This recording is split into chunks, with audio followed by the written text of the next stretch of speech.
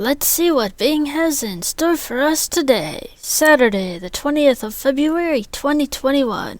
But first I want to say thank you to my subscribers because you guys encourage me to continue making these videos. An enduring vision. Clearing snowstorm, Yosemite National Park, California. Oh wow, that's a snowstorm? I thought that was fog. Okay. Bing homepage quiz. Welcome to Yosemite National Park. What photographer, born this day in 1902, famously captured this scene in stark black and white? Ansel Adams, Diane Arbus, or Gordon Parks? The only one I've heard of is Ansel Adams, so I'm gonna guess him. Okay, good, it's a guy. 66% got this right. Adams was one of the first photographers to see nature photography as more art than journalism, and he earned respect in both worlds. His high contrast, high focus pictures gained him exhibitions in New York City galleries and brought wide attention to America's disappearing wildlands. Famed for his work, Adams might instead consider the Ansel Adams Wilderness his great legacy, his favorite patch of nature on Earth, named for him upon his death in 1984.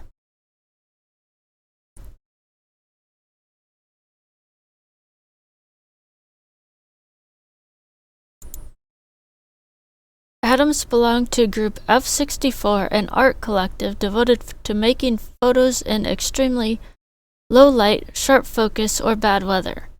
Well, I actually just happened to be reading this side as I was changing questions, and it says right there, sharp focus, so it's not really a guess. 52% got this right. Group F64's name derives from a photography term. The lowest lens aperture setting, f64, gives the sharpest focus.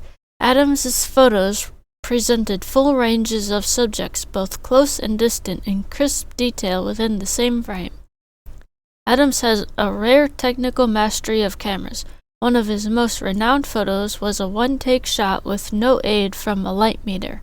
Adams only managed it by calculating the light levels in his head during the dying split seconds of a New Mexico sunset, keeping even the tiny crosses of a cemetery cleanly focused.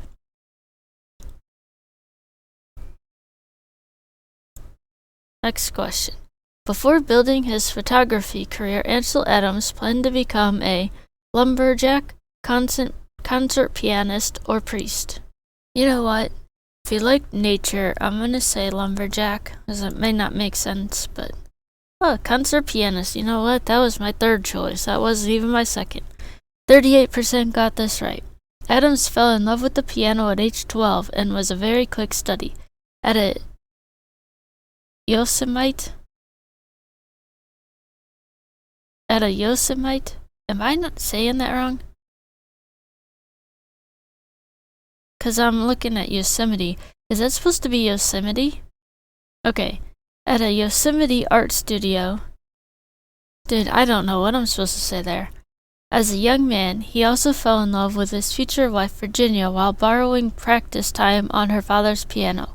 But despite the instrument's central role in his early days, the camera he received at age 14 on his first trip to Yosemite, okay, it is Yosemite, was what won out his professional life. Get your score. Not bad, you got 2 out of 3 correct. Okay, I want to look up the Bing quote of the day. I believe in beauty. I believe in stones and water, air and soil, people and their future and their fate. Ansel Adams, American landscape photographer and environmentalist. I do kind of like this guy. Okay. What else? I'll do these next. Great writers. How many of these amazing black authors have you read? I am not much of a reader. I have heard of Maya Angelou. I've heard of James Baldwin.